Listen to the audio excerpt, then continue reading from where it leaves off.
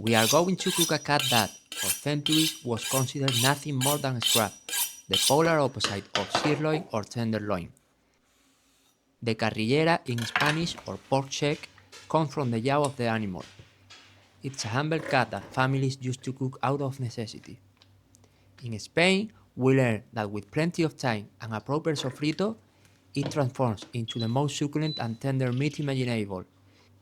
It is a pillar of our traditional cuisine because it represents respect for the product and the value of slow cooking. It's one of those recipes that smell like Sundays and grandma's house. Today, we are preparing them the traditional way, just like they have always been made. And at the end, I will give you a trick to take this from a home cooked meal to a restaurant quality dish.